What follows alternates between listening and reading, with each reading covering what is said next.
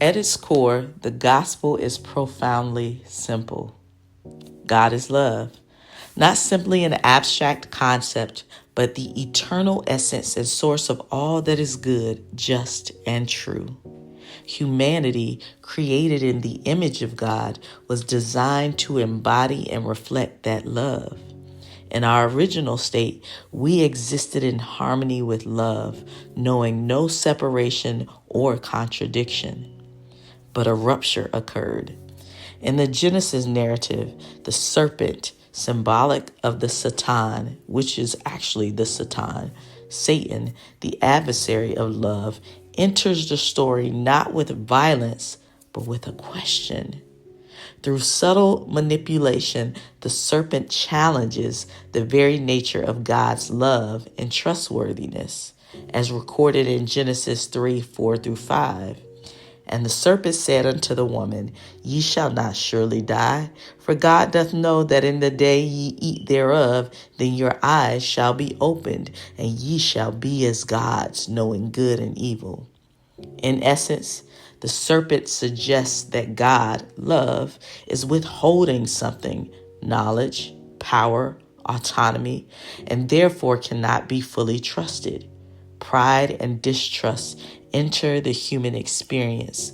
We cease to believe in the goodness of love. Faith in love is fractured. This unbelief, this turning away from love, marks the beginning of spiritual and existential separation. In choosing autonomy over communion, humanity aligns itself with something contrary to its own design.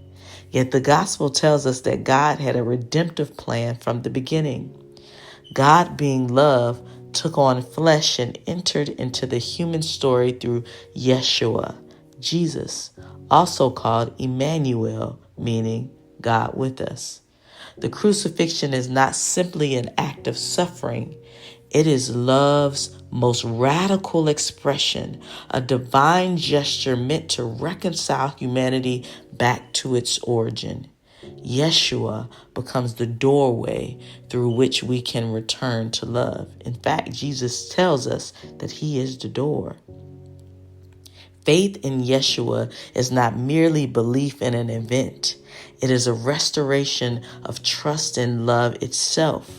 To believe that he died and rose again is to affirm that love is alive, accessible, and victorious over all that separates us from it.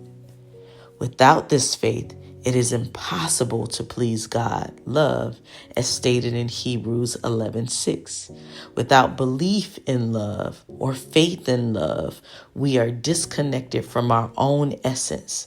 As the Apostle Paul affirms in 1 Corinthians 13, even the most profound actions are empty without love.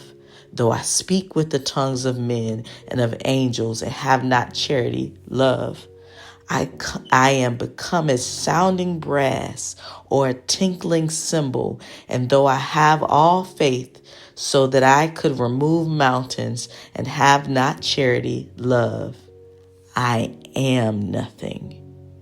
This is not mere moralism.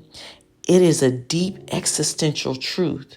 Without love, we become devoid of purpose, unable to offer or receive what truly matters. The gospel invites us to return, to trust again, and in doing so, to rediscover the fullness of life through love. So the gospel is simple. Have faith in Christ, and that will lead you back to love so that you can love God, yourself, and others.